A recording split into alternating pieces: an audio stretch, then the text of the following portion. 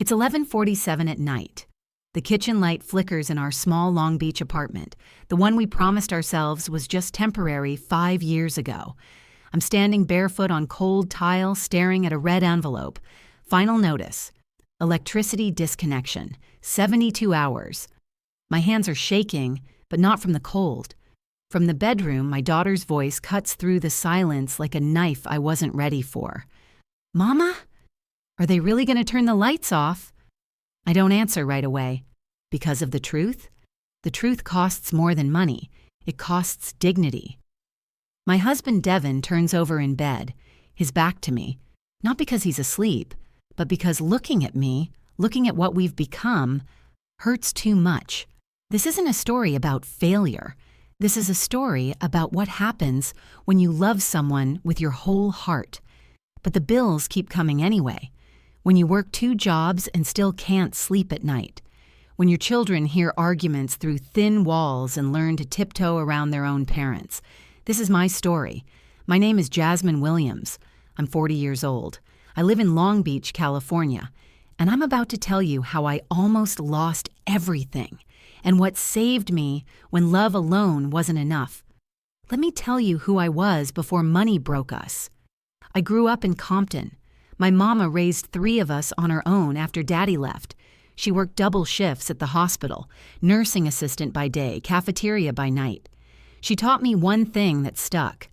Baby, love will feed your soul, but it won't feed your children. I thought I understood. I didn't. Devin and I met at a community college in 2005. He was studying automotive repair. I was taking business classes, dreaming of opening my own salon one day. We fell in love the old-fashioned way, slowly, then all at once. He made me laugh. He held doors. He remembered my coffee order. We got married at City Hall in 2008, right before the economy collapsed. We didn't have money for a big wedding, but we had each other, and back then, that felt like enough. Our daughter Imani was born in 2010. Our son Terrell came 2 years later. Devin got a job at a repair shop in Lakewood. I worked as an administrative assistant for a property management company downtown. We weren't rich, but we weren't drowning either. We had a rhythm. Groceries on Fridays, church on Sundays. I made family movie nights with popcorn on the stove because microwave bags were too expensive. Life was simple. Life was good. Until it wasn't. It started small. Devin's shop cut his hours. Slow season, they said. It'll pick up. It didn't. Then my company downsized. I kept my job, but they froze raises and cut benefits. Rent in Long Beach kept climbing. $200 became $1,400, then $1,600. Our 2-bedroom apartment, the one with water stains on the ceiling and a washing machine that only worked half the time, was eating up 60% of our income. Groceries got expensive. Gas got expensive. Everything got expensive. I started using credit cards for groceries. Just temporarily, I told myself. Just until things get better. But things didn't get better. They got worse.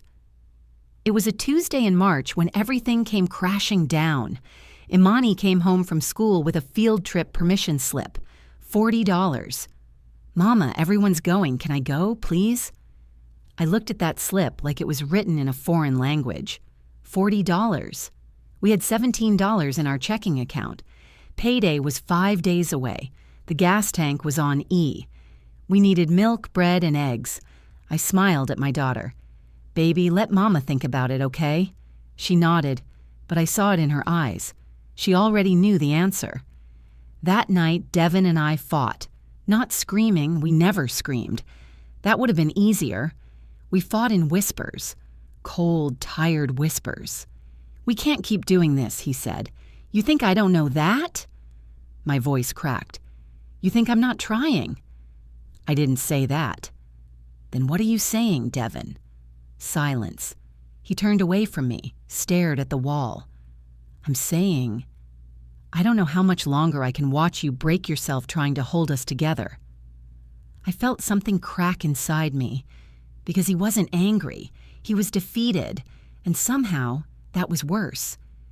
2 weeks later, Terrell fell off his bike, broke his arm, Clean fracture.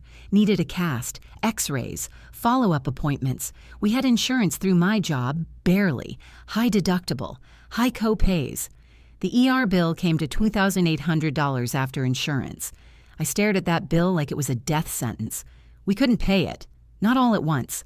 Not even in installments they offered.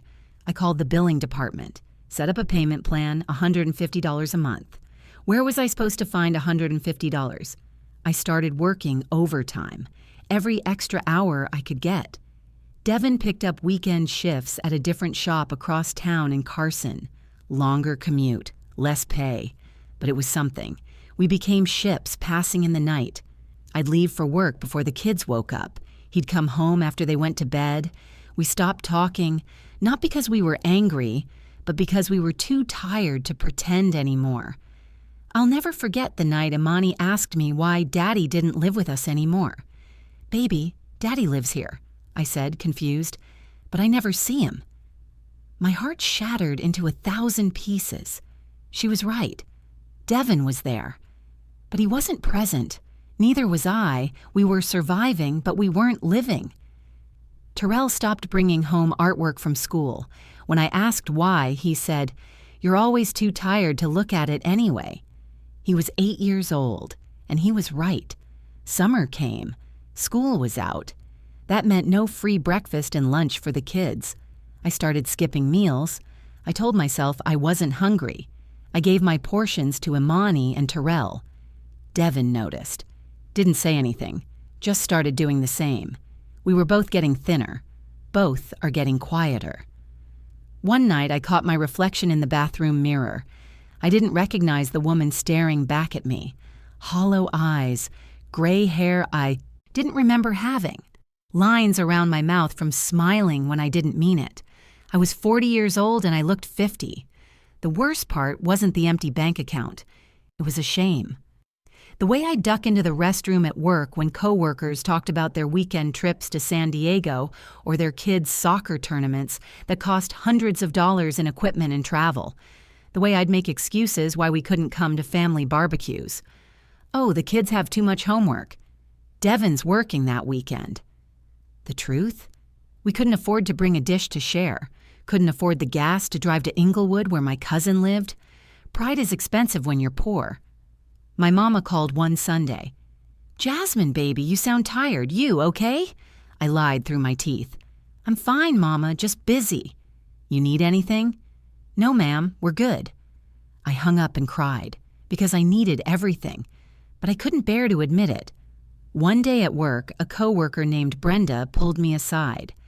"Jasmine, I know this might sound crazy, but are you looking for extra income?" My ears perked up. "What kind of income?" She lowered her voice. "My cousin runs this thing. It's like selling products online. You work your own hours, make your own money. Some people make thousands." Multi-level marketing. I knew what it was. I've seen the posts on Facebook, the before and after pictures, the claims of financial freedom. I also knew it was a trap. But when you're drowning, even a rope made of lies looks like salvation. "Let me think about it," I told Brenda. That night, I researched the company, read the fine print, saw the truth buried beneath the glossy promises. Starter kit, $500, monthly quotas. Most people lost money. I closed my laptop and put my head in my hands. I was desperate, but I wasn't foolish. It all came to a head on a Friday night in September. Devin came home from work, exhausted, filthy, smelling like oil and defeat. He dropped his keys onto the counter. Didn't say hello. I was making spaghetti. Again. This is the third time that week, because pasta was cheap and filled with bellies. "We need to talk," he said. My stomach dropped. Those 4 words, the beginning of every end. About what? About this. He gestured around the kitchen, at the stack of bills on the counter, at the empty refrigerator. In life, we were pretending to live. "Devin, I'm doing everything I can." "I know you are." His voice broke. "That's the problem, Jasmine. You're killing yourself and it's still not enough. Then what do you want me to do?" Tears are streaming down my face now. Tell me, what am I supposed to do differently? I don't know, he shouted, then quieter, broken. I don't know. We stood there in that tiny kitchen, both of us crying, both of us lost. And for the first time in our marriage, I wondered if love was actually enough. That night, I couldn't sleep. I got up at 2 a.m. and sat at the kitchen table with a pen and paper. I wrote down every bill, every debt, every dollar we owed. Rent, $2,600 utilities, $250 car payment, $380 car insurance, $220 groceries, $400 gas, $200 medical bills, $150 credit cards, $800 minimum payments, phone, $120 total monthly expenses, $4,120 Devin's income, $2,100 my income, $2,400 total monthly income, $4,500. We had $380 left over each month for everything else. Emergencies, kids' needs, life. I stared at those numbers until they blurred. We were barely surviving, one emergency away from complete collapse, and we had no safety net. The next morning, I did something I should have done months earlier. I called my Aunt Gloria. Aunt Gloria was my mama's older sister, 72 years old, widowed, lived in a modest house in Bellflower that she'd paid off 20 years ago. She wasn't rich, but she was wise. "Jasmine, baby," she said when I finally broke down and told her everything. "Why didn't you call me sooner?" I was ashamed. Shame is expensive, baby. Pride even more so. She came over that afternoon, sat at my kitchen table. "Look at my numbers." "All right," she said, "first thing we're going to do is stop bleeding." Aunt Gloria didn't sugarcoat anything. "Jasmine, you're not in this situation because you're bad with money. You're in it because life happened and you weren't protected." She pulled out a notebook, started writing. "Here's what I'm seeing. You and Devin are working yourselves to death, but you're working reactive, not strategic." What does that mean? It means you're running from fire to fire, trying to put them out, but you're not preventing the fires in the first place. She explained something I'd never really thought about, the difference between earning and protecting. You can work 3 jobs and still lose everything if you're not protected. One medical emergency, one car accident, one layoff, and everything you built comes crashing down. I felt seen for the first time in years. So what do I do? Aunt Gloria didn't sell me dreams. She gave me reality. First, you need to understand what protection actually means. I'm not talking about getting rich.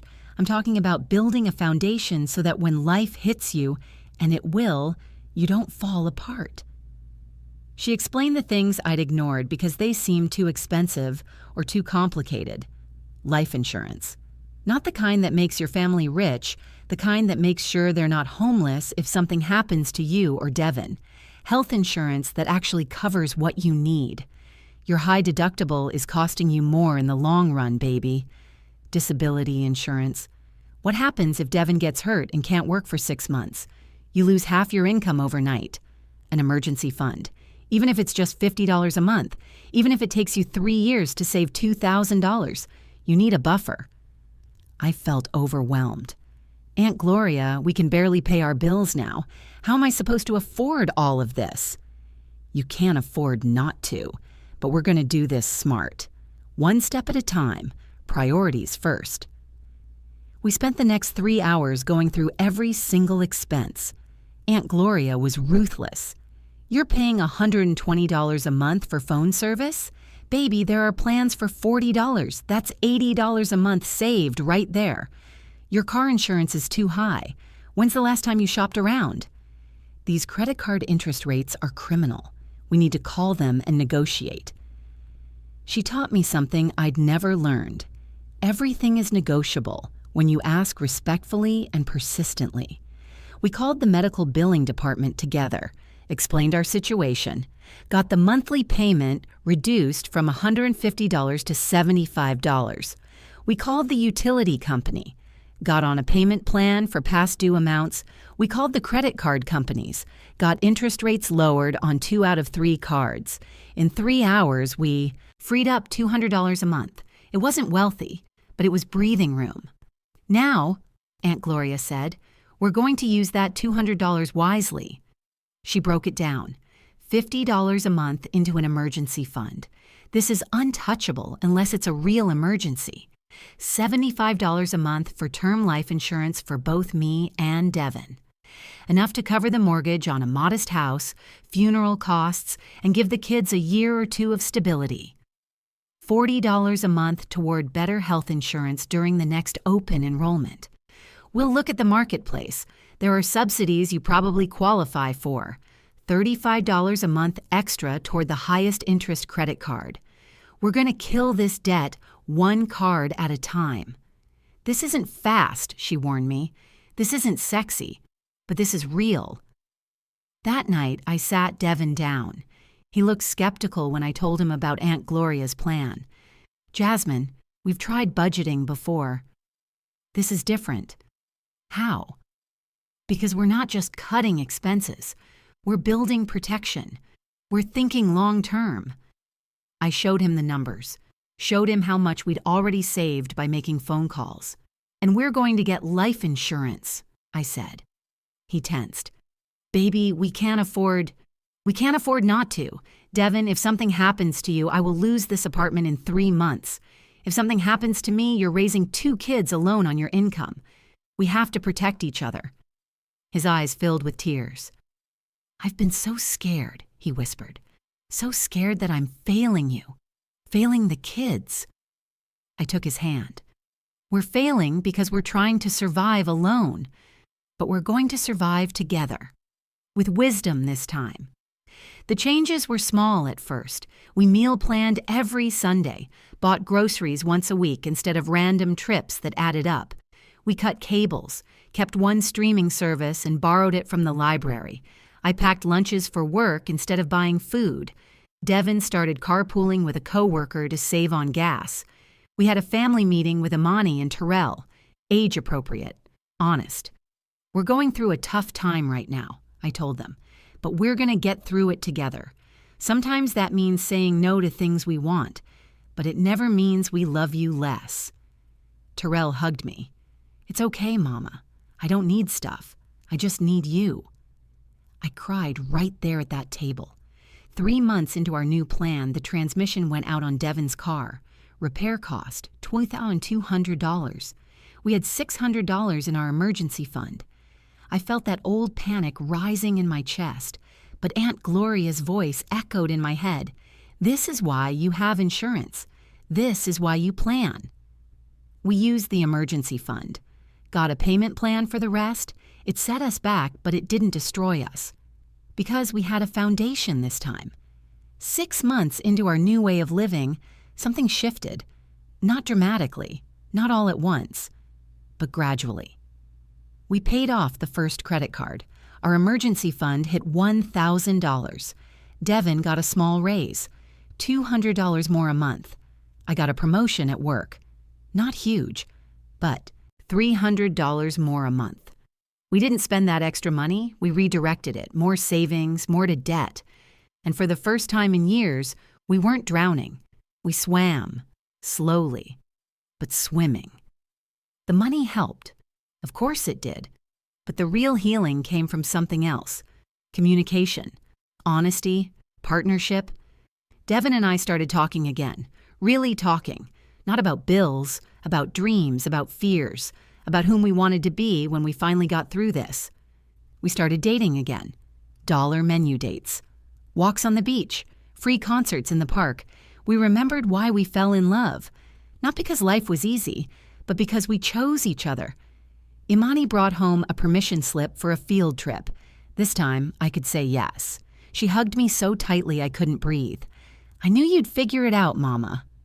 1 year after that night, I called Aunt Gloria. We sat down and looked at our numbers again. Credit card debt, down from $18,000 to $9,000. Emergency fund, $2,500. Life insurance, in place, both of us covered. Health insurance, better plan. Lower out-of-pocket costs. We still weren't rich. We still lived paycheck to paycheck for some months, but we weren't desperate anymore. We had a plan. We had protection. We had hope. "You did good, baby," Devin said, his arm around me. We did good, I corrected. It's been 3 years now since that night I stood in the kitchen with a disconnecting notice. We still live in Long Beach, still in a small apartment, though we're looking at houses now. Seriously looking. Imani is 13. Terrell is 11. They don't remember those dark days. Not really. But they learned something from them. They learned that struggle doesn't define you. But how do you respond to it? They learned that money matters, but wisdom matters more. They learned that love is powerful, but love combined with responsibility is unbreakable. I think about that version of me who stood in the kitchen, broken and afraid. I want to tell her, you're going to survive this, not because you're special, not because you get lucky, but because you're going to stop surviving alone and start building wisely. You're going to learn that protection isn't a luxury, it's a necessity. You're going to learn that every small decision compounds over time. You're going to learn that pride is expensive, but humility is profitable. You're going to learn that marriage isn't about never struggling. It's about struggling together, with honesty and purpose. Here's what nobody tells you about money and marriage. Money doesn't break relationships. Fear does. Shame does. Silence does. Money is just a tool. It can build or destroy depending on how you wield it. When Devin and I were drowning, we stopped talking. We stopped dreaming. We stopped being partners. We became survival machines. But survival isn't living. We had to learn to be vulnerable again, to admit we didn't have all the answers, to ask for help, to make hard choices with clear eyes. And slowly, painfully, beautifully, we rebuilt. Not our bank account first, our foundation. I know now that financial security isn't about being rich. It's about being prepared.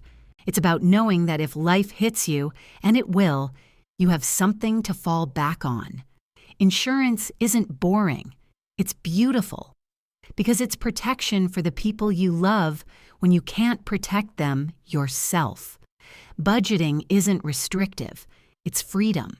Because it tells your money where to go instead of wondering where it went. Emergency funds aren't optional.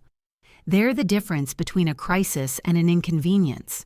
And most importantly, you cannot sacrifice your future trying to survive today. You have to do both. Devin still works at the repair shop, but he's a senior technician now. Better pay, better hours. I'm still at the property management company, but I'm an office manager now, leading a team. We're not rich, but we're stable. We have $8,000 in our emergency fund. We have life insurance, health insurance, disability coverage.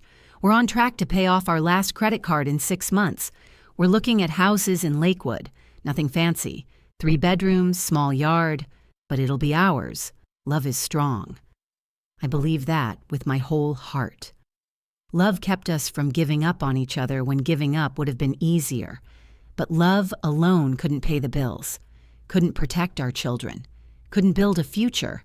We needed wisdom too. Wisdom to plan, to protect, to sacrifice strategically instead of desperately. Wisdom to understand that providing isn't just about working harder. It's about working smarter. Wisdom to know that strength isn't suffering in silence.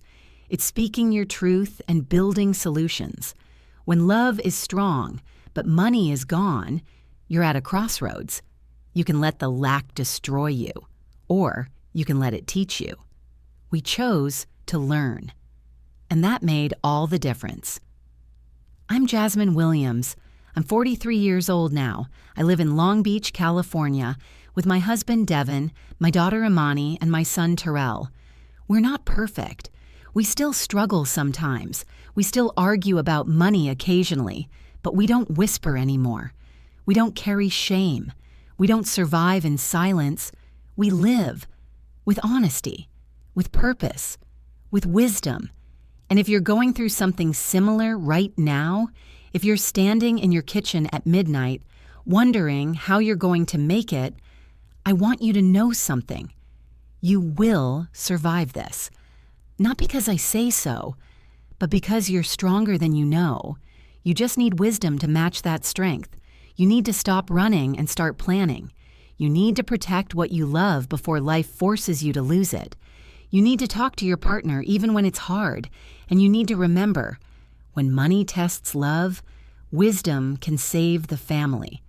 So I'm asking you now, have you ever loved deeply while struggling financially? What sacrifices have you made in silence? How did you survive? Or how are you surviving now? Share your story in the comments, not for judgment, but for the community. Because your story might be exactly what someone else needs to hear tonight. And if this story touched you, if it felt like your life, subscribe to this channel. Because these aren't just stories, their lessons were carved from hardship. Proof that when money tests love, wisdom can still save the family. Thank you for listening. Thank you for trusting me with your time. And remember, you're not alone. None of us are.